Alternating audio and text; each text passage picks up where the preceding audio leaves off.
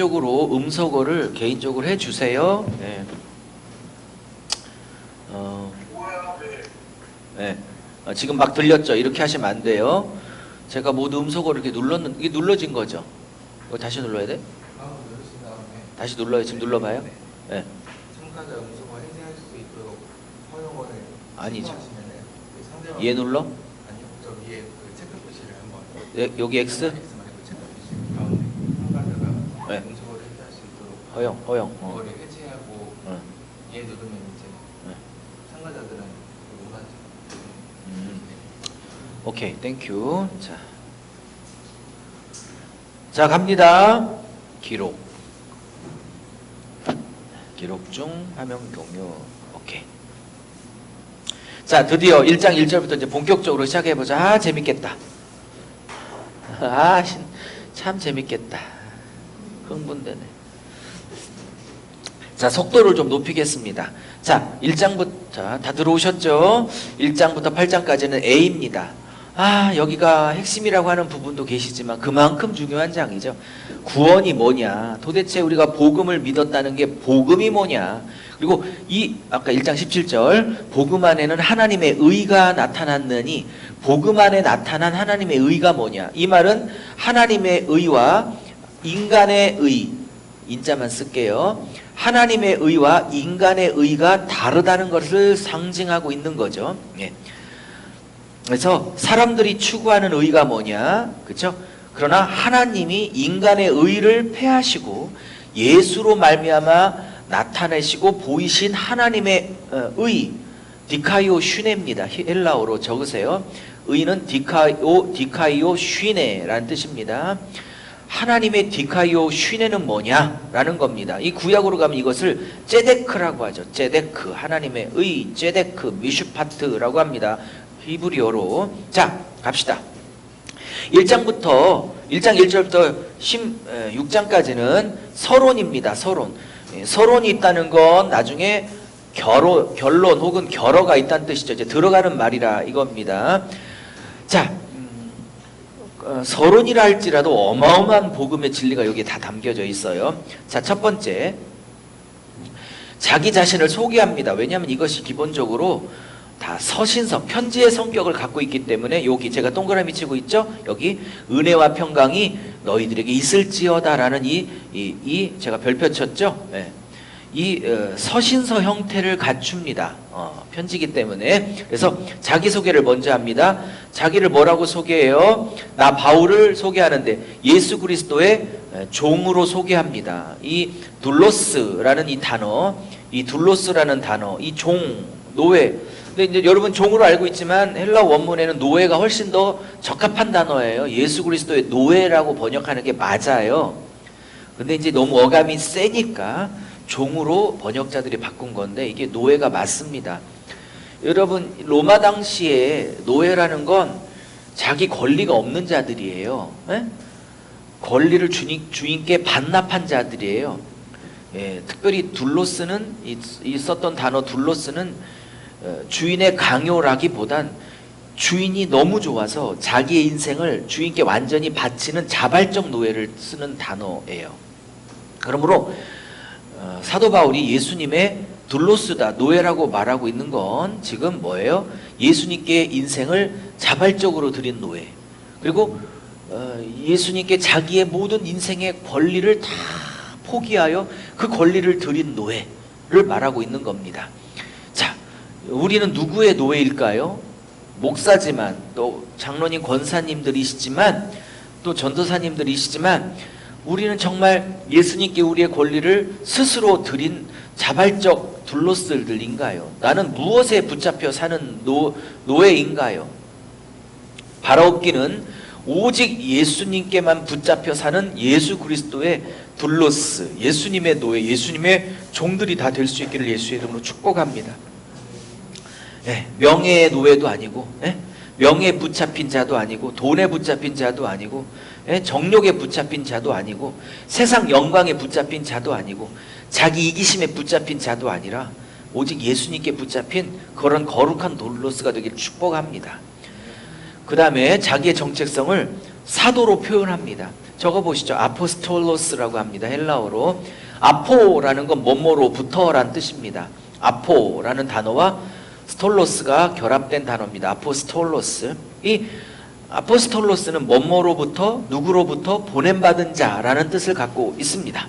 사랑하는 여러분, 요즘 자기가 21세기의 신사도다라고 스스로 12명이 모임을 갖고 전 세계에다가 우리들만이 신사도 12명이다라고 선포했던 미국의 신사도 그룹이 있습니다.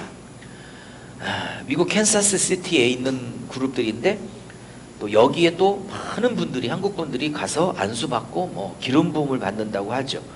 여러분, 정말 그런 이단 사상들을 조심하십시오. 여러분, 사도의 직분은 이미 12명의 사도가 순교하심으로 다 끝난 겁니다. 그리고 더 중요한 건 모든 사람들이 사도적 사명을 갖고 있는 겁니다. 할렐루야. 사도라는 게 뭡니까? 사도라는 게 뭡니까? 헬라 원문으로 하나님으로부터 혹은 예수로부터 어떤 사명을 받아 이 땅에 보내심을 받은 자들을 다 사도적 사명을 갖고 있다고 하는 것입니다. 특정한 자들 12명의 그룹만이 사도가 아니라 모든 성도들은 적용적 의미로 말하면 사도적 사명을 갖고 있는 사도의 삶을 살아가야 하는 것입니다. 할렐루야. 여러분도 예수님께로부터 파송을 받은 자, 예수님께로부터 보냄을 받은 자라는 분명한 정체성을 갖고 있을 수 있기를 예수의 이름으로 축복합니다. 할렐루야. 그러니 목사님들에게 혹은 성도님들에게 있어야 될 두 가지 정체성을 분명히 사도 바울은 1장 1절에 선포하고 들어갑니다. 뭐라고요? 오직 예수님께만 속한 자, 오직 예수님께만 모든 것들을 권리를 드린 자. 할렐루야. 그 다음에 그 예수님이 뜻이 있어서, 목적이 있어서, 나보고 하라는 일이 있어서 나를 이 땅에 보내주신 자라는 두 가지 사명이 분명해야 한다. 할렐루야. 이 두 가지 사명이 분명하면 돈이 좀 부족해도 좀 불편할 수 있지만 삶이 근본적으로 흔들리지 않아요. 직장에 무슨 변동이 있어서 내가 밀렸을지라도 이 두 가지 정체성만 있으면 잠시는 흔들릴지 모르지만 완전히 흔들릴 수는 없는 것입니다. 내가 어떤 존재고 어떤 정체성을 갖고 있냐를 분명히 붙들 수 있기를 바랍니다. 자, 근데 이게 부르심을 받았다 그래요. 근데 노예로 부르심을 받았고 종으로 부르심을 받았다고 하는데 이 부르심 받았다가 이게 지금 수동태입니다. 수동태. 부르심을 받았다고 그래요. 그러니까 예수 그리스도의 종이 된 것도, 그리고 그분의 사도가 돼서 파송받은 것도, 할렐루야, 전부 다 내가 한 게 아니라 그런 소명을 하나님이 주신 거예요. 할렐루야. 내가 그 자리를 찾아간 게 아니라 하나님이 그러한 자리로 나를 불렀어요. 그렇기 때문에 내가 한 게 없이 아니라 다 하나님이 하신 거라고요. 그 2번 보세요. 그 다음도 택정함을 입었다고 그러지 내가 하나님을 선택했다고 안 해요. 헬라 원문을 제가 찾아봐도 받았다, 입었다가 전부 다 수동태예요. 하나님이 하신 거예요. 할렐루야. 그러니 1장 1절 2절부터 뭐를 깨고 들어가냐면, 지금 이 편지 왜 쓰고 있는지 잘 기억하세요. 원독자 관점, 왜 편지를 쓰게 됐나, 이 상태가 어떤 상태인가, 즉 서로 자기 의 때문에 주도권 싸움을 하고 나만이 잘났다라고 서로 내 밑에 꿇어, 이거죠. 꿇어, 눈가로, 이거죠. 눈가로, 이거죠. 눈가로, 눈가로. 왜? 유아독전, 천상천하 유아독전, 내 밑에 깔어, 이런 싸움을 하고 있다는.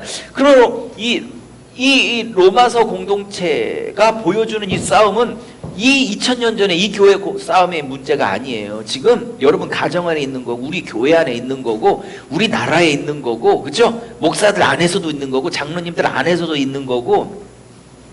근데 이 얘기를 왜 하겠어요, 지금? 자기 소개하려고 하겠죠. 그렇게 보입니까? 자기 소개하는 거겠죠. 그렇게 보입니까? 야, 나 사도 바울마저도 하나님을 내가 부른 게 아니고, 내가 하나님을 선택한 게 아니고, 나마저도 하나님이 불러주신 존재고, 하나님이 택해 주신 존재라면 나마저도 하나님 앞에 자랑할 게 하나도 없는데, 너희들은 지금 왜 서로 잘났다고 쌈박질하고 자기 의를 가지고 눈가를 하고 있냐 이 말이라는 거예요. 지금 이게.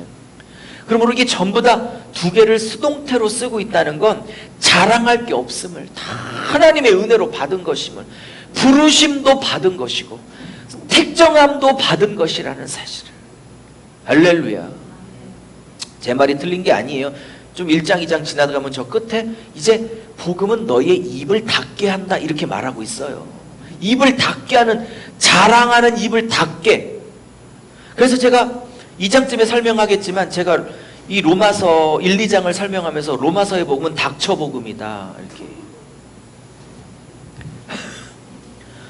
닥치라고 제발 지자랑 좀 닥치라고. 자기 의의를 자랑하는 것 좀 닥치라고. 닥쳐 복음이라고. 그래서 책을 낼까 해요. 할렐루야. 자, 이 복음은 하여튼 로마서를 제대로 풀면 닥치게 됩니다. 자, 그 다음에 자, 여기 중요해요. 자, 뭐가 중요하냐? 그러면 왜 종과 사도로 부르시고 나를 하나님의 자녀로 만세전에, 창세전에 택하셨을까요? 이게 핵심이야. 뭐? 요거. 요게 핵심이에요. 야, 사도 바울인 그러니까 바울인 나나 니들 치고받고 있는 너희들 공동체나 왜 종으로 사도로 만세전에 택정했어? 싸우라고? 지들 자랑하라고? 복받고 뭐 후손 만대 잘 먹고 잘 살라고? 복음으로 부르신 이유는 딱 하나라는 거야. 하나님의 복음을 위해서 만세전부터 택정함을 받은 존재라는 거야. 복음을 위해서. 이 복음을 위해서 너희들을 이렇게 부르시고 택정하시고 사도로 종으로 부르셨는데 나뿐만 아니라 너들도, 그죠? 왜 쌈박질하고 있냐고. 하나님께서 부르신 목적이 하나님의 복음을 위해서 목사시키고 권사시키고, 그죠? 집사시키고 장로 직분 주고 물질 주고, 그죠? 사회에서 먹고 살 수 있는 위치 주고 다 줬는데 지금 뭐하고 살고 있냐 이 말입니다. 할렐루야. 하나님의 복음 때문에 이 귀한 은혜를 줬다는 걸 잊으십니까? 이거를 모르니까 하나님께서 나를 불렀어, 나를 만세전에 택했어, 너는 아니야, 나는 그런 존재야 이러면서 남들 무시하는 대로 가는 겁니다. 하나님의 부르심과 택정함은 딱 하나예요. 자랑질로 쓰라는 게 아니라 그 정도로 나는 대단하기 때문에 나한테 까불지 마 하며 나를 높이고 남을 깔아뭉개는 것으로 이것을 쓸 게 아니라 부르심과 택정함의 목적은 하나님 복음을 위해서, 주신 물질도 하나님의 복음 위해서, 주신 직분, 사회적 위치도 다 하나님의 복음을 위해서. 한국교회의 구원론이 얄팍한 이유가 그런 거예요. 예수 믿고 천국 가고 예수 믿어 천국 가는 그게 다고 구원론이. 그리고 요 예수 믿고 천국 가는 이 사이에 있는 이 땅의 삶은 잘 먹고 잘 살기 위해서 구원받았다고 생각해. 예수 믿고 천국 가는 건 분명하지만 이 사이에 요 삶, 천국 가기 전까지 요 삶은 하나님의 복음을 위해서 불렀다는 사실을 다시 배워야 한다고. 제발 쌈박질하지 말고 지자랑하지 말고 닥쳐 복음 앞에 항복하라고. 이렇게 전했더니 저보고 너무 세대. 저 착해요. 마음도 여리고 키도 작고 나 착한 사람이야. 근데 이런 얘기할 때는 정말 막 날이 시퍼렇게 쓰는 느낌이 들어요. 제 안에서. 뭔 짓 하고 사냐고. 예수 믿고 천국 가는 그 삶, 요 삶에 나 하나 잘 먹고 내 자식 잘 되고 내 미래 잘 되고 그게 틀려서가 아니라 그걸 하나님이 서비스로 줄 거야. 하나님의 나라와 의를 구하면 그건 더하여 주겠다고 서비스 차원에서 줄 거라고. 그러나 그 추구하는 건 마태복음 6장식으로 말하면 나의 나라와 나의 의를 먼저 구하고, 로마서식으로 말하면 요 사이는 하나님의 복음을 위하여 살면 그 나머지는 서비스로 더하여 주겠다라고 말하고 있는데, 그 1순위를 잃어버리고 서비스로 줄 것이 다인 것처럼 그렇게 하고 있으니 속이 뒤집어질리라 이 말입니다. 이거를 다 뒤집어야겠습니다. 우선순위를 다 그러므로 잘 먹고 잘 사는 걸 부정하거나 잘못됐다는 게 아니라 정말 추구해야 될 것이 그게 아니라는 사실을. 그리고 여러분들이 그리고 우리 목사님들 말고 이 한국 성도들이 추구하는 그 두 번째는 첫 번째 거를 추구하면 하나님이 서비스로 준다는 사실을. 그리고 그거 주지 않아도 구원받은 것 하나로 족할 줄 알아야 하는, 무화과 나뭇잎이 마르고 포도 열매가 없고 우리 안에 양떼가 없을지라도 나 같은 죄인을 구원하셨던 그분의 은혜 하나 때문에 난 여호와 한 분만으로 인하여 즐거워할지어다. 그 자리에 오게 하고 싶은 게 제 마음이고, 무화과 나뭇잎이 마르고 천 번을 불러봐 그 마음 없이 하나님이 그 찬양을 받으시겠나? 안 속아. 자, 원래 착한 저의 모습으로 다시 돌아오겠어요. 자, 흥분 끝. 그래서 이 모든 것들을 뭘로 했냐? 이걸 잊지 말라는 거야. 하나님의 복음을 위해서 지금 그냥 읽을 때와 이 공동체가 구원받고 로마 공동체라고 묶어서 신앙생활을 하게 된 그 근본 목적이 하나님의 복음을 위해서라는 사실을 놓치고 어떤 허탄한 짓거리들을 서로 싸우며 하고 있다는 걸 들었을 때 사도 바울이 얼마나 속이 뒤집어지게. 그러면 이런 하나님의 복음을 위해서 나나 너희들이나 택정했다는 게 그냥 미사 여구겠냐고요. 지금 아니라니까. 이렇게 원독자 입장을 보면 저처럼 이렇게 불이 오는 거죠. 이해하셨습니까? 그러니까 좀 달라지죠. 보통 이 문구들이 배경을 알고 보니까 똑같아요. 자, 갑시다. 그러면서 이 복음은, 자, 그러면서 보아요. 따라하세요. 우리 화면에 계신 우리 성도님도 따라하세요. 목사님들도. 꼬리에 꼬리를 무는 다시. 꼬리에 꼬리를 무는 성경. 시작. 꼬리에 꼬리를 물고 이어가요. 봐요. 봐요. 부르심을 받았다, 택정함을 입었다. 그거는 복음을 위해서 한 거다. 됐죠? 그러면서 복음 얘기 나왔으니까 이 복음은 그렇고 나오죠? 맞습니까? 근데 이 복음은 아들에 관해서 미리 약속하신 거래요. 아들에 관해서. 이따 또 설명을 할게요. 그래놓고 꼬리에 꼬리를 또 물어. 근데 이 아들은 또 이렇게 받아가. 그 다음 장에, 다음 단락에. 그죠?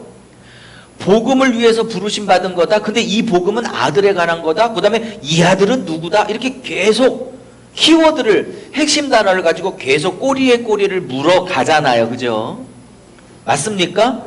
자, 다시 그러면 가볼게요. 자, 이 복음은 핵심은 뭐냐? 그 아들이 핵심이에요. 하나님의 아들이 복음의 핵심이에요. 그 아들이 와서 십자가 지시고 부활하시고 승천하셨다가 그 아들이 하셨던 핵심인데, 그건 그 아들이 하신 일이고, 복음 그 자체는 뭐냐? 그 복음의 핵심은 그 아들이다. 그것이 복음의 핵심이에요. 그래서 이 복음은 하나님의 아들 예수 그리스도에 관하여 봐요. 성경에 오래전부터 선지자들로 말미암아 미리 다 약속하신 복음이래. 할렐루야. 이 말은 바울이 뭘 얘기하고 있냐면, 야, 복음이란 게 원래 없었다가 마태복음부터 예수님이 오실 때부터 복음이 시작된 게 아니고, 이 복음은 창세기부터 말라기 39권 동안 여러 선지자들을 통해서, 수십 명의 선지자들을 통해서 하나님의 아들 메시아가 어떤 분이고 그분이 오셔서 어떤 사역을 할지를 오래전부터 39권 안에 다 미리 약속한 그 복음이다라는 거예요.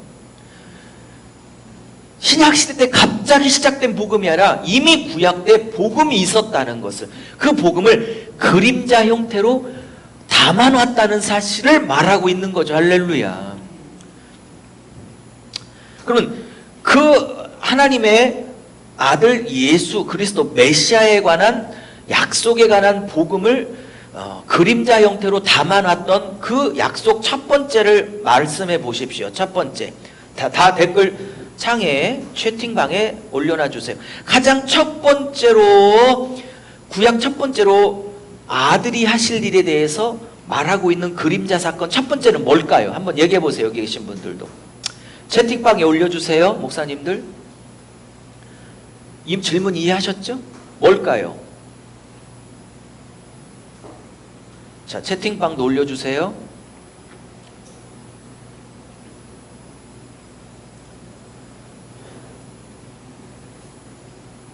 빨리 진도 나가게 제가 그냥 할게요. 많은 분들이 이렇게 대답했을 것 같아요. 창세기 3장 15절. 예? 창세기 3장 15절. 아이고 안 써지네.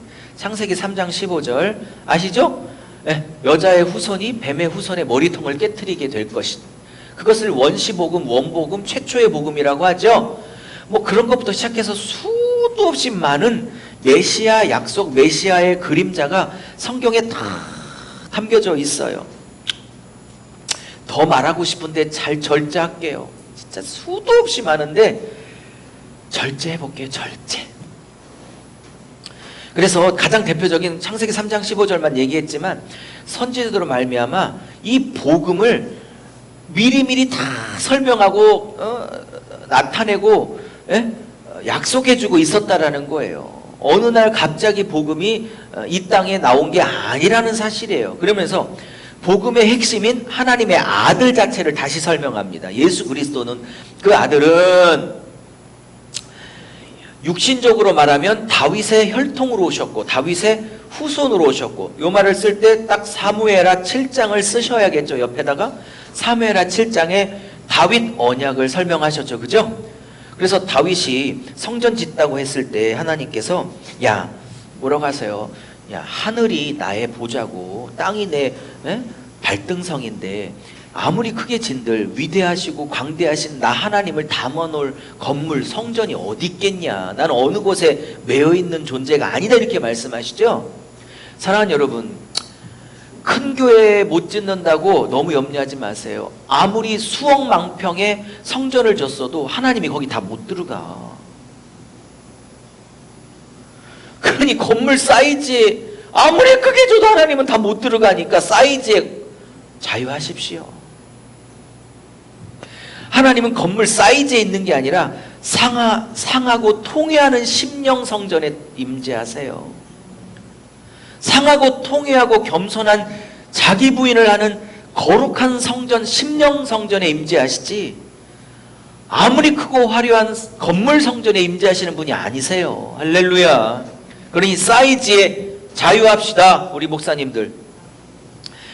자, 사무엘하 7장, 그래서 다윗의 후손으로 오셨죠. 그래서 마태복음 1장에 아브라함과 다윗의 후손으로 오신 예수 그리스도의 세계라 그러면서 족보가 42대가 쫙 나오는 이유도 메시아가 될 수 있는 첫 번째 4대 조건 중에 첫 번째 조건을 가장 먼저 성취하신 분임을 드러내려고 족보가 나오는 겁니다. 두 번째, 육신적으로는 다윗의 후손으로 오셨다는 건 사무엘하 7장을 이루신 분이다. 거기다 쓰세요. 사무엘하 7장에 다윗 언약을 이루셨다는 뜻이고, 성결의 영, 이거 성령을 얘기하는 겁니다. 성령을 어떻게 표현해요? 거룩한 영, 성결한 영, 그 얘기를 하고 계신 거죠. 영적으로 성결의 영, 성령 안에서는 어떻게 된 거예요? 죽은 자 가운데 부활하셨어요. 자, 능력으로 하나님의 아들이라 인정을 받으셨어요. 근데 이 죽은 자 가운데서 부활하실 때도 본인의 능력, 예수 그리스도의 능력으로 부활하신 게 아니라 성령 안에서 부활하셨다고 말해요. 그러니까 예수님의 처음 이 땅에 오심도 성령으로 잉태되셨죠. 그죠? 그리고 누가복음 보면 모든 사역을 성령의 능력으로 받아서 하셨죠. 그죠?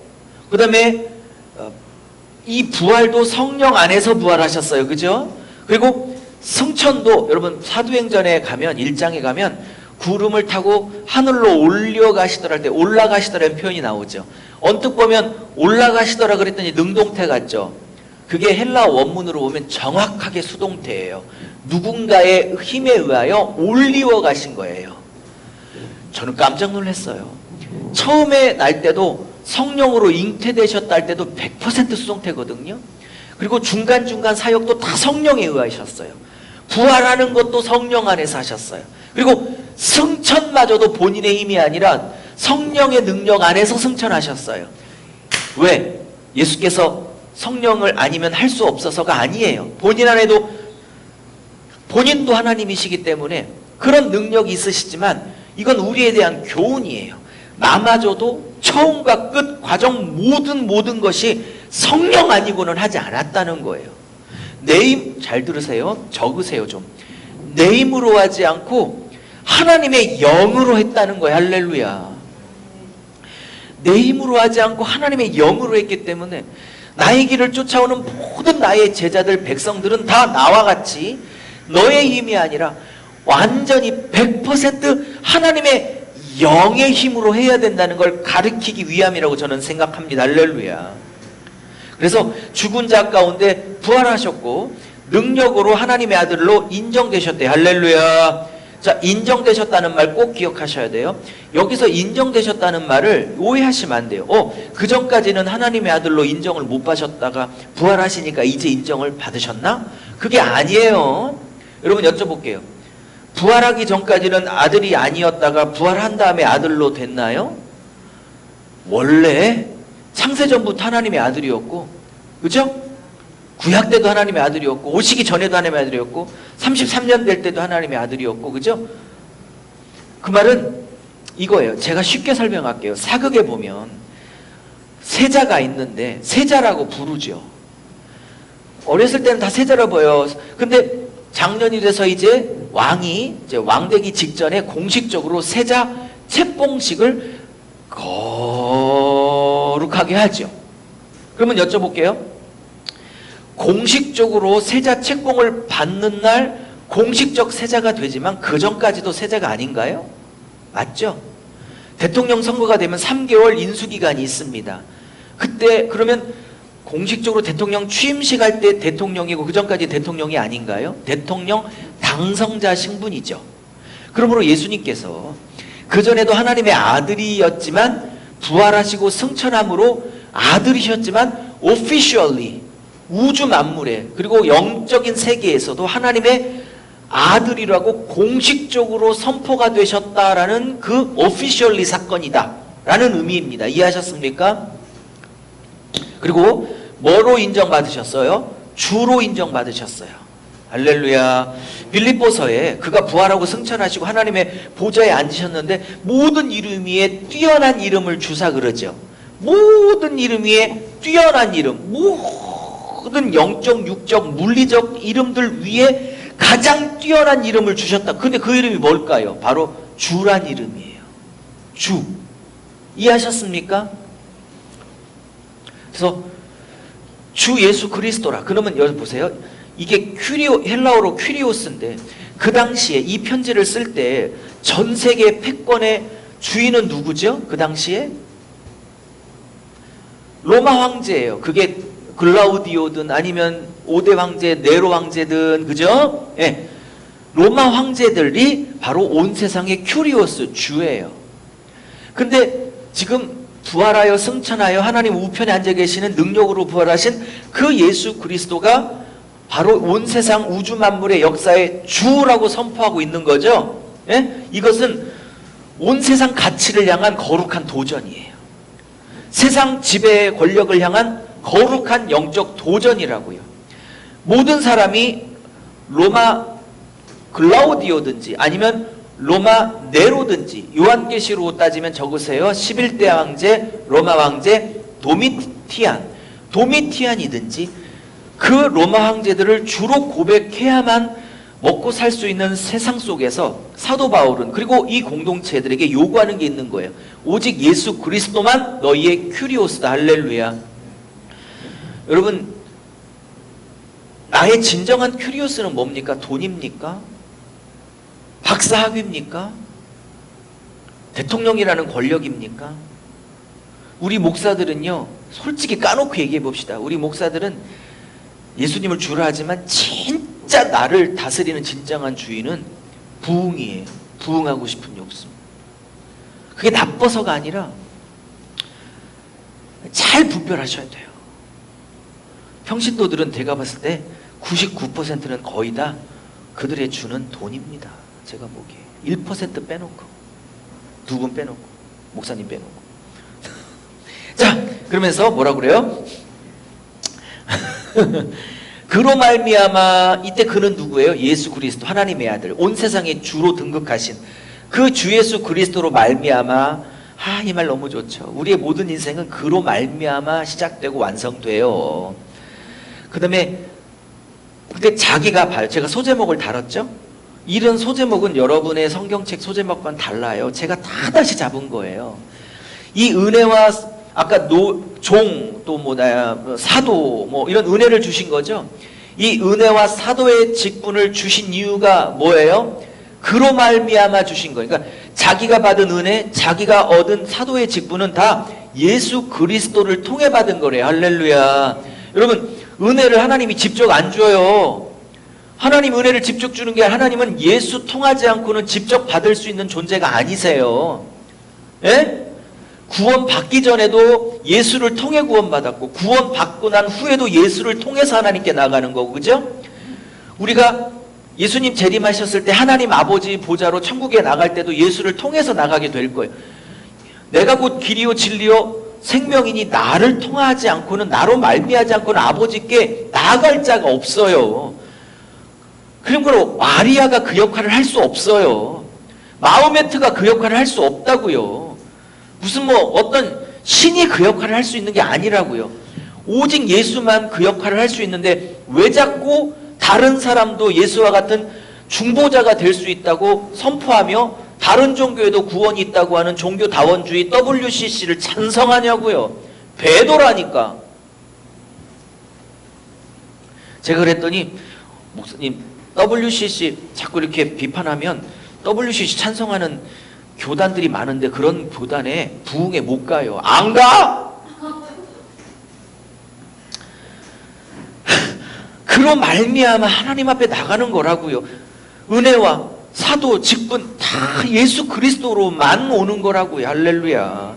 두 번째, 자, 은혜와 사도의 직분이 그로부터 말미암았다. 그 첫 번째고, 두 번째, 그럼 은혜를 왜 주셨고 사도 직분을 왜 주셨냐라는 거야. 두 번째, 너 예수 그분의 이름을 위하여 살라고. 그러니 아까 1절, 2절에서는 하나님 복음을 위해서 살라고. 여기서는 예수 그리스도 이름, 그 이름을 위해 살라고. 그럼 그 이름은 뭐예요? 주 예수 그리스도야. 여기서 앞에 주 예수 그리스도라고 했잖아. 바로 위에서. 그러면 주 예수 그리스도. 그러면 예수님의 정식 명칭은요, 주 예수 그리스도예요. 할렐루야. 그러면 이방인 중에서 복음 전하라고, 그 이름을 위해 살라고, 그죠? 나를 이방인 중에서 은혜와 사도의 직분을 주셨다라는 거예요. 할렐루야. 그러면 사도 바울은 아직 자기소개를 하고 있는데요. 그럼 봐요. 자기가 이방인의 사도라는 걸 암시하고 있어요. 여기서. 그래서 다른 서신서에도 말하죠. 베드로는 유대인을 향한 사도, 자기는 이방인을 향한 사도로 각각 하나님께 부름받았다라고 얘기하죠. 그죠? 네. 자, 그러면서 이방인들에게 복음을 전하는데 이 말이 중요해요. 제가 이렇게 화살표를 걷는데, 이방인 중에서 그들로 믿어 순종케 하려고. 할렐루야. 믿어 순종케 하려고. 진짜 너무 재밌어요. 믿어 순종케 하려고. 그러니까 이게요. 아멘. 누가 그러셨어요? 감사합니다. 축복합니다. 이렇게 가끔 채팅 달아주면 얼마나 기분 좋고 힘이 나는데 안 달아줘. 앞에 계신 분도 아멘도 크게 안 해. 자, 아멘 감사해요. 좀 많이 달아주세요. 힘이 나요. 자, 이방인 중에 그들로 믿게 하려고 은혜와 사도의 직분을 받았대요. 할렐루야. 근데 단지 그들로 믿게 하는 정도가 아니라 그들이 믿어서 어느 자리까지 와야 되냐면 그들이 순종하는 자리까지 오게 하려고 사도의 직분을 받았다는 거예요. 할렐루야. 그러니까 목회는 이런 거예요. 성도들이 단순히 예수 믿어 천국 가는 것 정도에 끝나는 게 아니라, 물론 그게 귀하고 시작이죠. 절대적인 필요죠. 그런데 바울을 부른 것처럼 우리도 똑같이 불렀기 때문에 우리에게 요구하시는 게 뭐냐? 우리뿐만 아니라 성도들을 어떻게 키워야 되냐? 예수 믿는 것으로 끝나는 게 아니라 하나님의 말씀을, 예수의 명령을 순종하는 자리까지 이뤄가는 거. 할렐루야. 여기서 순종케 한다라는 헬라어는 영어로 따지면 into예요. into. 예. 그래서 믿어 순종케를 헬라어 원문으로 정확하게 풀면 어떻게 풀어야 되면, 믿음으로 시작해서 순종의 자리까지 쏙 들어가게 라는 표현을 정확하게 번역하면 정확하게 번역할 수 있어요. 헬라어 원문은 믿음에서 출발해서 순종의 자리까지 쑥 들어가는 이런. 그래서 영어로 말하면 into, into, into죠. 어디 안으로 쑥 들어가는 거. 그러니까 영어의 in은 뭐뭐 안에 있다지만 into라고 쓰면 그 안에 쏙 들어가는 걸 말하는 거거든요. 어감이 달라요. 근데 이 헬라어 단어가 어디 안에 쏙 들어간다 쓸 때 쓰는 단어야. 그러니까 믿어서 그분의 뜻 안에 순종하는 자리까지 쑥 들어가는 자리까지 키워야 되는 것. 이게 신앙이에요. 순종 없는 믿음이 어디 있습니까? 할렐루야. 그러니까 믿음에 그쳐. 그리고 여기 믿어라는 이 피스튜오라는 단어도요 적으세요. 믿어 할 때 이 피스튜오 단어도 제가 로마서를요 6개월, 7개월 전에 서울에서 강의했거든요. 그때보다 제가 2배나 더 자세히 강의하고 있어. 시간이 큰일 났네. 이때 믿어라는 피스튜오라는 이 헬라어도요 믿다 이런 뜻만 있는 게 아니에요. 이 헬라어 자체가 이미 순종을 전제하고 쓰는 단어 이 자체가 피스튜가 뭐냐? 믿다란 뜻도 있고요. 믿었기 때문에 의지하다, 믿었기 때문에 인생을 드리다, 믿었기 때문에 나의 삶을 위탁하다, 던져버리다 이런 뜻을 다 담아서 쓰는 단어가 믿음이란 단어예요. 서비스 귀한 제목인 귀한 거 있는데 얘기를 할까요? 넘어갈까요? 나 대답하는 대로 할 거야. 얘기해요? 넘어가요? 네. 저 말 잘 들어요. 요한복음에 믿음이란 피스튜오라는 단어가 나오는데 다른 복음서는요 믿음이라는 명사도 쓰고 믿다라는 동사도 써요. 근데 요한복음은요 믿다라는 동사밖에 없어요. 내가 횟수까지 기억했는데 그건 잊어버렸고요. 내일쯤 알려드릴게요. 요한복음의 믿음은요 명사가 하나도 없어요. 요한복음의 믿음은요 행동이 따라오지 않는 걸 믿음이라고 취급하지 않아요. 요한복음 저자는 100% 동사로만 써요. 요한복음은. 제가 요한복음을 언제 다음 기수에 있는데 밀어놨지만 다시 얘기하겠지만 의도적인 거예요. 사도 요한의 의도적인 표현이야. 명사로 쓸 수 있는데 동사로만 써. 한 번도 명사가 없어. 왜? 순종이 따라오지 않고 행동이 따라오지 않는, 그죠? 믿음은 믿음이 아닌 거예요. 그래서 이 피스토라는 단어가 믿다. 믿었으면 어떻게? 의지해야지. 의지하려면 다 맡겨야지. 삶 전체를 다 드리고 위탁해야지. 이런 단어가 다 들어서 나 예수 믿어 그러는 거예요. 예수를 믿는다고 그러고 안 맡겨. 의지도 안 해. 신뢰도 안 해. 여러분 제가 세게 하고 있지만 다 제 얘기입니다. 세게 얘기하고 있지만 이게 다 제 얘기예요. 저 들으라고 하는 소리예요. 자, 그러면서 진도가 빨리 갈게요.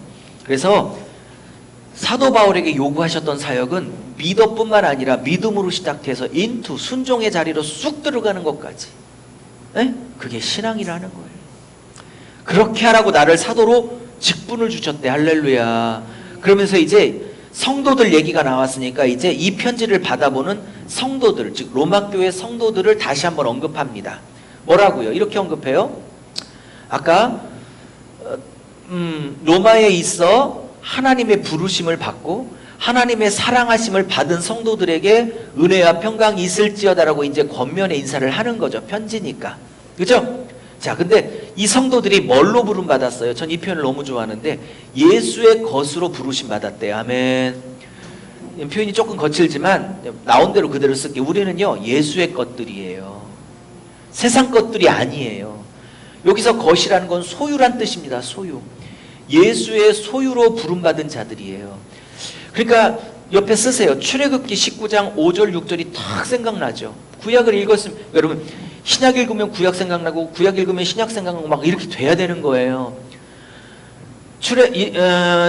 백성을 출애굽시키고 광야를 거쳐서 시내산에 딱 다 도착하는 게 19장입니다.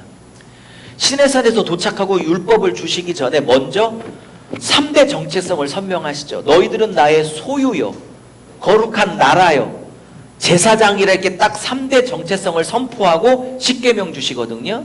예? 난 출애굽기 또 하고 싶다. 절제. 그런데 첫 번째 선언이 뭐예요? 너희들은 나의 소유래. 그게 소유가 세귤라예요. 세귤라. 히브리어로. 근데 신구약이 똑같은 얘기하잖아요. 구원받은 백성들에게 너희들은 나의 소유야, 세귤라야. 그럼 우리 많이 세귤라의 히브리어 뜻이 뭐냐면 보석 중에 보석을 말할 때 세귤라라고 그래요. 근데 신약도 똑같아요.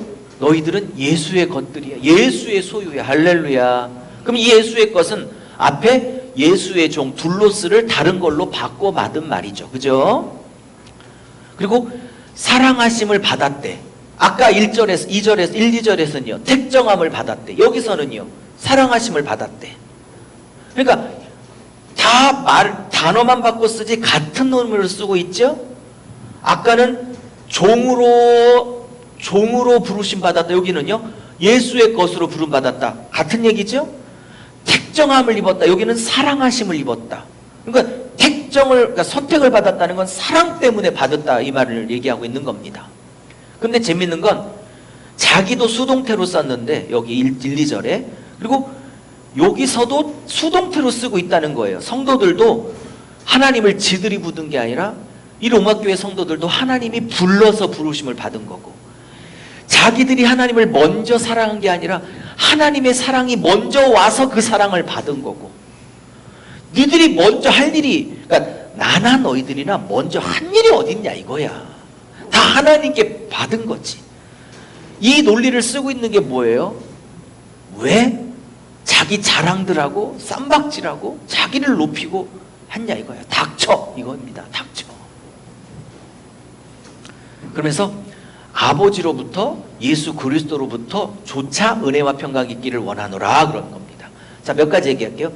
여러분, 진짜 은혜와 평강, 만족, 기쁨, 소망, 이거는요 돈에서 오지 않아요. 대통령 됐다고 오는 게 아니에요. 우리 교회 결혼하지 않는 청년들이, 자매들이 있는데, 네?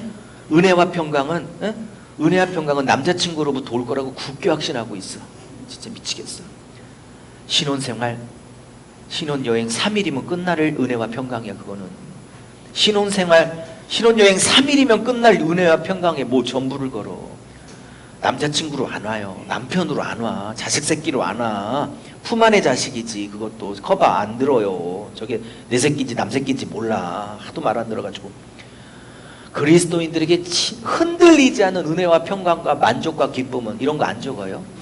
흔들리지 않는 은혜와 만족과 기쁨과 평강은 오직 하나님과 주 예수 그리스도로부터 옵니다. 아멘. 자, 은혜는 뭡니까? 여러분, 이 은혜와 평강을 좀 제가 설명할게요. 여러분, 이 평강은 설명하려면 너무 긴데, 자, 짧게 볼게요. 평강부터 설명할게요. 자, 이 평강은요, 1, 히브리어 적으세요. 이 평강의 히브리어는 샬롬입니다. 샬롬이고요. 여기 2, 이건 헬라어로는 에이레네입니다. 히브리어로 샬롬, 헬라어로는 에이레네. 물론 같은 의미죠. 평강인데 히브리적 개념으로 설명할게요. 이 샬롬이라는 평강, 화평, 이거는요 두 가지 뜻을 가져요. 이 샬롬의 뜻은 1, 다시 얘기할게요. 여기다. 자, 첫 번째 소극적 의미가 있어요. 소극적. 이 평강이라는 단어는 소극적 의미인데 뭐냐? 전쟁이 끝인 상태, 적대 관계가 해소된 상태를 의미해요. 그러니까 대적했던 원수 관계가 끝내고 적대 관계가 끝나고 전쟁이 끝나서 더 이상 싸우지 않는 상태를 소극적으로 평강이라고 그래요. 그러면 하나님과 우리가 화목되었다 그렇다면 어떻게 해요? 하나님과의 원수 관계가 청강되고 하나님과 죄인 사이에 적대 관계가 청산됐다는 뜻이에요. 그죠? 하나님의 진노가 끝쳤다는 뜻이에요. 그러면 하나님이 우리에게 주시는 평강이 요 정도밖에 없을까요? 아니에요. 히브리 개념에 구약을 읽어보면 적극적 개념이 있어요. 평강의 적극적 개념. 이 적극적 개념에 평강을 주시려고 우리를 화목하게 하신 거예요. 할렐루야. 이 적극적 의미는 뭔지 아닙니까? 단순히 싸움을 마치고 적대 관계를 끝내 싸우지 않는 관계가 됐다는 것으로 끝나는 게 아니라 이 샬롬은 그 관계에서 더 나아가 축복하고 긴밀한 교제를 나누고 동행하고 그래서 번성을 주고 창대케 하고 또 서로가 알아가고 서로가 서로를 믿고 서로가 서로를 축복하고 서로가 없으면 안 되는 관계가 되고 하나님 우리를 축복하시고 우리는 하나님을 위해 살고 이런 더 놀라운 더 풍성한 축복의 관계까지를 다 담아 소극적 적극적이를 다 담아 샬롬을 준다라고 말하는 거 할렐루야. 그러면 하나님 우리에게 주시는 평강 샬롬 에이레네는 1번이겠어요? 2번이겠어요? 둘 다. 이해하셨죠? 네. 아멘. 감사합니다. 자, 그러면 이 평강, 이 적극적이든 소극적이든 이 평강이 올 수 있는 근거는 뭐예요? 하나님의 은혜예요. 은혜. 즉 평강은 결과고요. 이 결과를 초래했던 건 하나님의 은혜예요. 멋진 말이죠. 그죠? 그래서 은혜와 평강이 따라다니게 되는 거예요. 결론적으로 말하면요. 여러분 영적으로 철들면요. 자꾸 자기 자랑 안 해요. 영적으로 철들면 뭐 얘기만 하냐면 하나님이 하셨어요. 하나님 은혜밖에 없어요. 난 자랑할 게 없어요. 그게 이제 철이 들은 거야. 나 뭐 있어요, 뭐 있어요, 뭐 있어요. 막 나 투시가 있어갖고 막 다 보여, 막 다 보여, 다 보여. 그거를 지랄한다 그러는 거예요. 그만할게요. 저 원래 착한데. 자, 바울의 감사합니다. 자, 그래서 바울이 하나님께 너무 왜? 로마 교회 성도들이 너무 이쁜 거야. 지금 쌈박질을 하고 있지만 그래도 예수 안에 있는 사람들이니까 아직은. 그러면서 뭐라고 하냐면 예수로 말미암아 하나님께 감사한데요. 좀 빨리 나가야 되는데 10분만 더 하고 밥 먹겠습니다. 16절까지만 하고. 큰일 났다 진도 때문에. 예수로 말미암아 하나님께 감사한데요. 자, 왜요? 그 다음에요. 이 로마 교회 성도들의 믿음이 온 세상에 전파되고 있대요. 물론 이제 싸움도 하고 있지만 그들의 그 아름다운 신앙의 열매들도 있을 거 아닙니까? 또 이제 그것이 전파되고 있어 감사한데요. 그러니까 저 사도 바울의 참 귀한 인격을 봐요. 이제 조금 있으면 한참 두드러 팰 거거든요. 복음으로. 이제 죽도록 패요. 2절부터. 열심히 팹니다. 똑바로 해라고. 근데 패기 전에 어떻게 해요? 칭찬해요.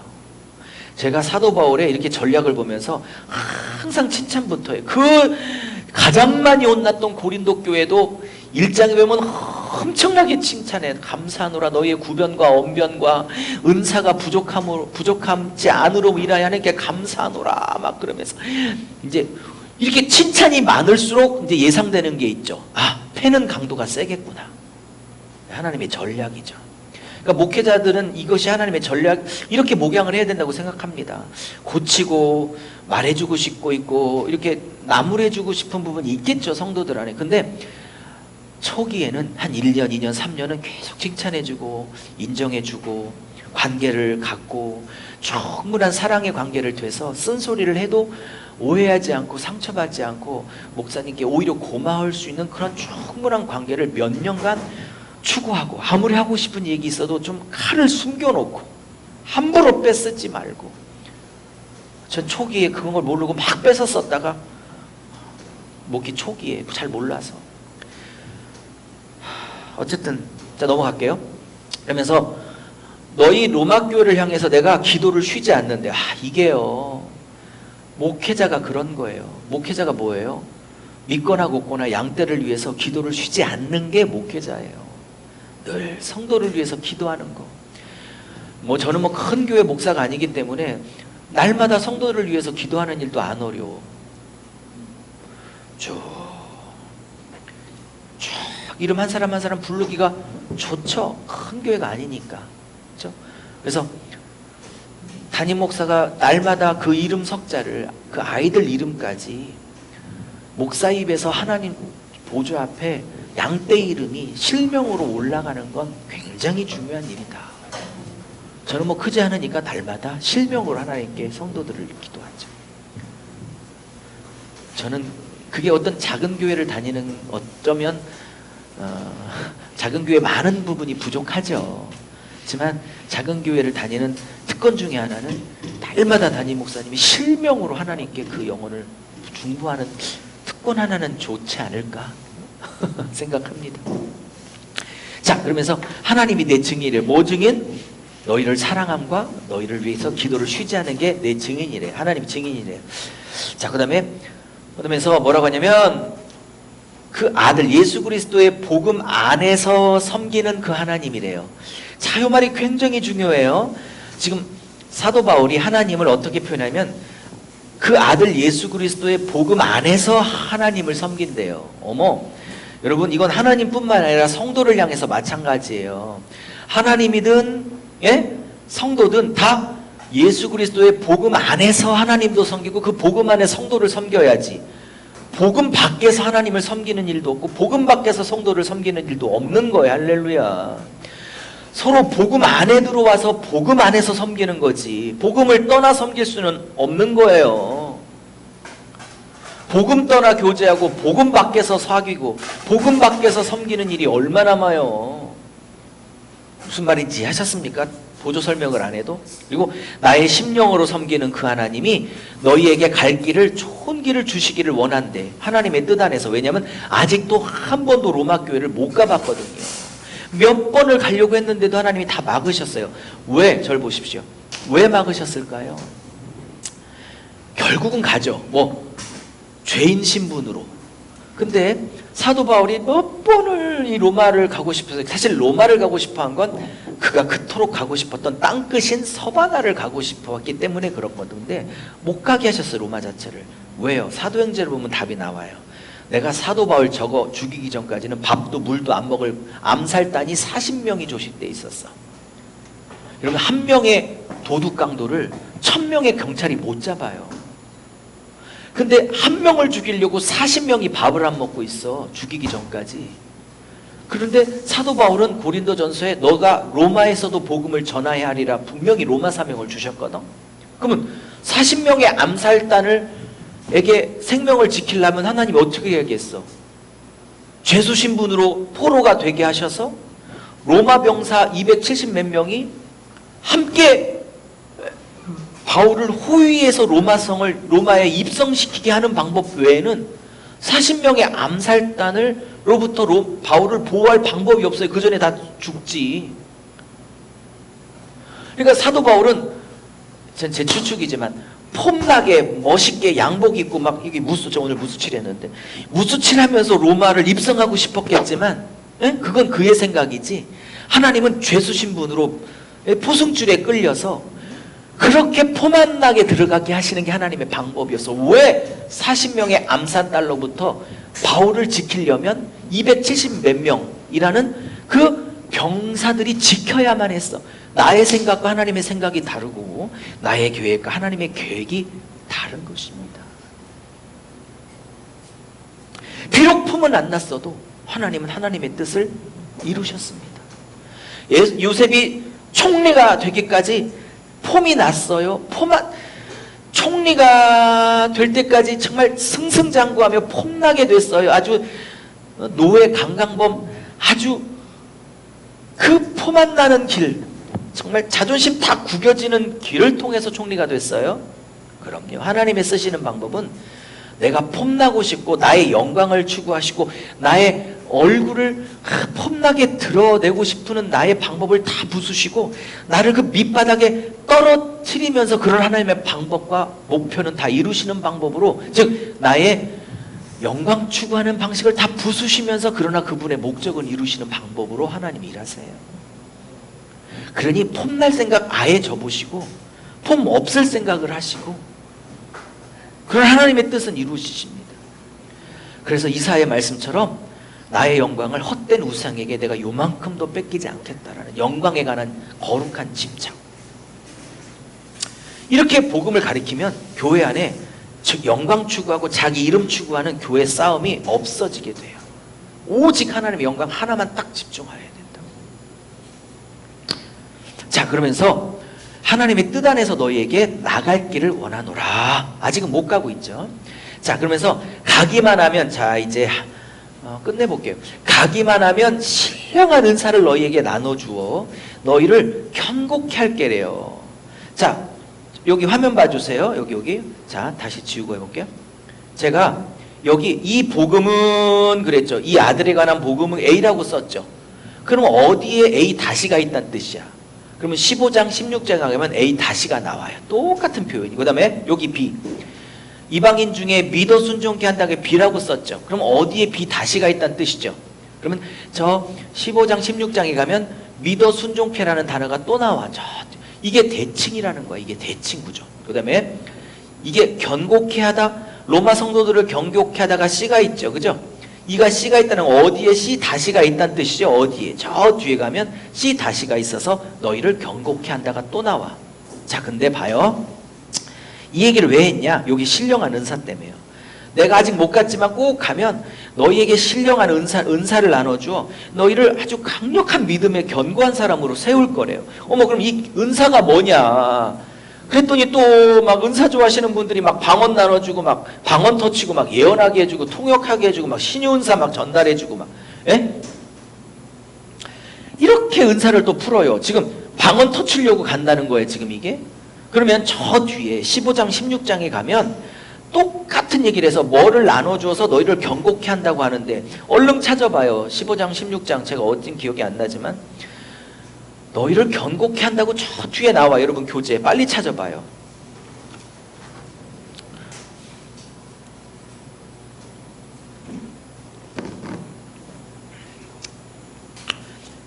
너희가 경고케 하는 방법을 뭐라고 그래요? C 다시는 교재에 나와요. 교재 단락표에. 여러분 성경 봐도 몰라요. 단락표 제일 뒤에 뭐가 나와요? 안 나와요? C 다시? 제가 할게요. 시간이 없어서. 이 복음으로 몇 페이지입니까? 페이지 나옵니까, 전사님? 네. 16장입니까? 16장 마지막 부분에 이 복음으로 너희를 경고케 하려 하여 이렇게 나오죠? 자, 확인하셨어요? 했다고 치고 넘어갈게요. 시간이 없어서. 그러면 이게 대칭이에요. 그럼 1장에서 C에서는 뭐래요? 신령한 은사로 너희를 경고케 하라고 그랬는데 이 신령한 은사가 방언, 예언, 투시가 아니란 사실을 C 다시에서 밝혀. 이 복음으로 너희를 경고케. 할렐루야. 여러분 은사라는 말이 카리스마죠. 헬라 원문이 카리스마예요. 근데 이 카리스마는 카리스에서 나온 거예요. 네, 5분 있다가. 카리스는 은혜를 말해요. 거기다가 말을 붙이면 은사예요. 오케이? 그러면 은사라는 카리스마가 카리스에서 나왔기 때문에 은사는 아무런 자격이 없는 자에게 주신 그 카리스, 은혜로부터 임했다라는 걸 전제하고 쓰는 거예요. 할렐루야. 근데 카리스에서 나오는 카리스마 은사를 자랑질로 쓰면 안 되는 거죠. 이 문제가 불거진 교회가 로마 교회와 그리고 앞으로 배우게 될 고린도 전속 교회가 고린도 교회가 이 문제가 강력하게 대두가 된 거예요. 이해하셨습니까?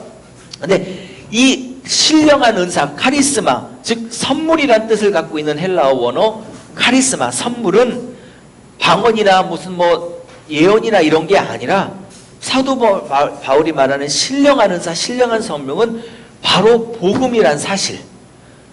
그래서 복음으로만 견고케 된다는 사실. 할렐루야. 여러분 왜 이 갈등을 하고 있는 이 교회에 자꾸 복음 얘기를 하고 있어요. 복음만이 견고케 하고 딴 것으로는 견고화되지 않기 때문에. 할렐루야. 목사님들 서로 다짐하고 아멘 했으면 좋겠어요. 은사로 안 돼요. 신비체험으로 안 돼요. 기복설교, 축복설교로 안 돼요. 교회와 성도들 개개인이 세워지는 건 바로 오직 신령한 은사, 다시 말하면 즉 복음으로만 공동체나 개인들이 경고케질 수 있다는 사실에 아멘할 수 있기를 축복합니다. 그래서 피차 안위함을 얻을 거고요. 그래서 너희 믿음과 나의 믿음을 통해 서로 안위함을 얻는데요. 자, 목회자들도요. 하나님께 위로를 받지만 목회자들은 뭐예요? 지금 말하잖아요. 너희들의 믿음이 나를 위로했으면 좋겠다 하잖아요. 그러니까 목사들의 믿음, 목사의 믿음으로 성도들이 위로를 받고 성도들의 그 견고한 믿음으로 또 목사는 또 위로받고 사람이니까 이런 얘기를, 그러니까 이런 위로를 서로 받고 싶어서 로마를 가고 싶다는 거예요. 여기에 성도님들 계신다면 부탁드립니다. 목사님의 말씀과 믿음으로 위로를 받는 건 너무 당연하지만 오늘 로마서를 말하면 피차 위로를 받는 거라고요. 성도들의 그 견고한 믿음을 볼 때 목사들도 위로를 받게 할 수 있는 견고한 성도들이 될 수 있기를 예수의 이름으로 축복합니다. 저희 교회는 저보다 더 견고한 믿음을 갖고 있는 성도들 때문에 담임 목사가 위로받을 때가 굉장히 많습니다. 저보다 훨씬 좋은 믿음을 많이 갖고 계세요. 그러면서 가려고 하는 이유는 이거예요. 복음으로 봐요. 복음으로 견고케 하고 난 다음에 그 다음 단어 뭐래요? 복음으로 견고케하면 너희들이 열매 맺게 된다는 거죠. 그죠? 복음만이 견고케 하고 복음만이 열매 맺게 하는 거예요.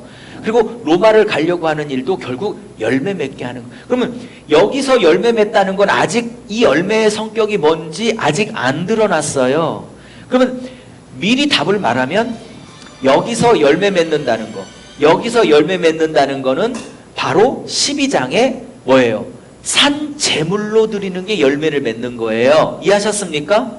그리고 15장 7절로 제가 기억되는데 그걸 더 15장 7절로 더 많이 펼치면 뭐냐면 하나님이 예수로 너희를 받으신 것 같이 너희도 서로 받으라가 열매를 맺는 거예요. 왜? 지금 유대인과 이방인 공동체가 한 교회 안에서 서로 치고받고 있으니까 서로 안 받아주고 있잖아. 연약함을, 서로의 부족함을. 그죠? 그러면 로마서에서 말하는 열매는 전도 열매? 그런 걸 말하는 게 아니에요. 문맥 전체를 보면 지금 산제물로 되는 거. 그 산제물은 또 뭐냐? 하나님이 예수로 우리를 받으신 것처럼 우리끼리는 서로 받아주는 것. 여러분 이런 강의가 그냥 나오는 게 아니라 수도 없이 로마서를 1장부터 16장까지 풀강의를 하도 많이 해보고 나오는 결론이에요. 그러니까 성경을 통으로 볼 수 있는 눈이 열려야 하는 거라고요. 자, 그 다음에요. 16절까지를 하고 싶은데 넘어갈게요. 네. 요까지 하고 맞춰요. 네. 배고파도 조금만 참아주세요. 자, 그러면서 이 전장이 뭐였지? 네. 제가 다 하고 끝났어요? 안 했구나. 자, 갑시다. 하나만 더 할게요. 그러면서 봐요. 그러니까 지금 계속 뭘 강조해요? 복음만이 답이다. 복음으로만 세워진다를 계속 강조하고 있죠. 그죠? 그러면서 자기가 복음의 빚진 자이기 때문에 또 로마를 가고자 하는 거예요. 이때 빚지다라는 단어가 일반 단어가 아니라 법정 용어예요. 법정 용어. 민사 사건에서 패소하면 반드시 민사 비용을 지불을 해야 되잖아요. 진 쪽이. 안 하면 다 압류 들어오잖아. 그런 법정 용어야. 빚진 자. 그러므로 이 복음에 그러니까 유대인에도 빚졌고 헬라인에도 빚졌고 야만인에게도 빚졌고 다 지혜자도 빚졌기 때문에 이 모든 세상 인류에게 복음에 빚졌다를 법률 용어를 쓰고 있다는 건 뭐냐면 빚을 안 갚으면 하나님이 내게 책임을 묻는다는 뜻이야. 그러니까 내가 원하든 원치 않든 하고 싶든 하고 싶지 않든 법적으로 빚을 져기 있기 때문에 반드시 하나님 법정에서 이 빚을 하나님께 갚아야만 내가 그 법률적 책임을 면한다는 뜻으로 쓰고 있을 만큼 사명에 관한 강렬함을 표현하고 있는 거라고요. 여러분도 복음의 빚진 자라는 걸 아십니까? 특별히 여기 목사님들 배워서 우리 교회 하나 잘해야지 제발 그런 생각하지 말고 저랑 함께 전 세계 다니며 복음의 빚진 법률적 책임을 다 하십시오. 아무도 아멘 안 해. 채팅방에 한 분 하셨네. 제가 3분 올라오면 진도 나가고 안 나갈 거예요. 3분 전 세계 나가 복음의 빚을 법적으로 갚으십시오. 진도 안 나간다니까요. 2분, 한 분 더, 한 분 더. 여기서 이방인 지혜자 이건 다 유대인 이방인 이런 것을 바꿔 표현하고 있는 거예요. 자, 그래서 자 넘어갈게요. 끝내 한 분을 앉혀야지. 자, 여기까지만 할게요. 자, 그러면서 내가 복음의 빚진 자이기 때문에 할렐루야. 네, 3분 채워졌어요. 할 수만 있다면 너희들에게 가서도 복음을 전한다. 그리고 너희가 파송해주면 스페인 서바나까지 가서 복음을 전한다. 근데 왜 자꾸 스페인을 가냐면 그도 지구가 둥글다는 사실을 몰랐기 때문에 그 당시는 지구가 평평하다고 믿었기 때문에 저 끝이 스페인이었거든요. 그래서 땅끝 사명을 감당하려고 했던 거예요. 할렐루야. 저도 이제 이 강의가 끝나면 땅끝까지 전해 하면 전 세계 200국가를 다니고자 합니다. 저랑 같이 다닐 분을 원하는 거예요. 복음에 빚졌다고 생각하는 분들을 구하는 거예요. 자, 이때 아멘하면 얼마나 하나님 복을 주시겠어. 자, 갑시다. 그러면서 복음에, 근데 땅끝까지로 복음에 증인될 사람이 복음에 관한 확신이 없이고 주저하고 망설이면 되겠어요? 그렇기 때문에 빚진 자에게는 뭐가 필요하냐면 이 복음만이 사람을 살린다. 복음만이 교회를 세운다. 복음 말씀 성경 66권만이 인생을 살린다. 내 남편을 살린다. 아멘 좀 해봐요. 아들을 딸을 살린다. 내 자신을 살린다. 내 남편 살린다. 우리 대한민국 살린다에 관한 확신이 있어야 돼. 빚만 갚을 게 아니라 이것만이 사람들을 살린다는 확신이 있어야 될 거 아니야. 그러니까 복음을 부끄러워하지 않는 거죠. 왜 이것만이 살리는데 왜 부끄러워해? 이거는 이제 반어법이에요. 부끄러워하는 정도가 아니라 이것만이 답이다라는 확신을 이렇게 표현하는 거라고요. 복음만이 답이란 걸 아십니까? 그리고 몇 사람에게만 아니 복음을 받는 모든 자들은 다 살릴 수 있는 능력이라는 거, 여기에 확신을 갖는 거예요.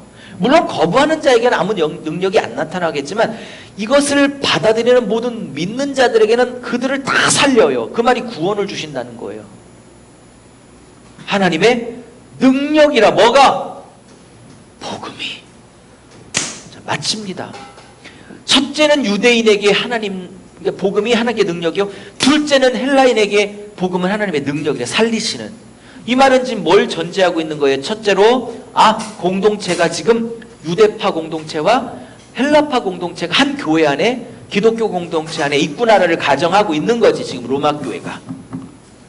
두 번째, 첫째는 유대인, 잘 들으세요. 둘째는 헬라인이라고 말하는 건 복음이 1500년간 먼저 모세 때부터 지금까지 유대인에게 먼저 복음의 기회, 율법의 기회가 먼저 있었고 그거를 깨닫지 못하고 알지 못하고 차버리니까 이제는 그 복음의 말씀의 축복이 이방인들에게 흘러가게 되는 이방인의 은혜 시대가 열렸다라는 것에 대한 선포이기도 하고요. 할렐루야.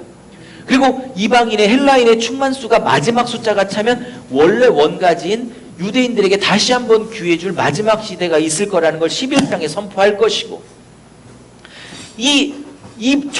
지금 이 1분간 설명했던 이것을 하나님의 구원의 경륜, 온 세상을 복음으로 장악하시는 하나님의 복음의 경륜, 다스리는 경륜, 오이코노미아라고 하는 거죠. 경륜을 오이코노미아라고. 여기에 눈을 뜨는 거죠. 이거에 눈 뜬 사람은 복음의 빚진 자예요. 이걸 갚으러 다녀야 돼요. 이걸 선포하러 다녀야 돼요. 왜 유목사만 다녀야 돼요? 같이 가요. 속으로 비행기 값 생각하죠. 각자 내요. 나보고 내라고? 각자 내서 가요. 나도 평생 내고 다녔으니까. 많이 벌면 대줄게. 같이 가자고 제발. 쉽니다. 1시 반에 뵐게요. 25분에 자리에 앉으세요. 그리고 나가지 마세요. 끄면 안 돼요. 25분에 가겠습니다. 좀 오후에는 좀 진도 빨리 나갈게요. 죄송해요. 수고하셨어요. 맛있게 식사하세요.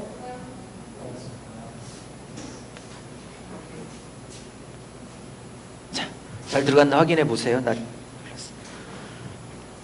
어떠세요, 로마?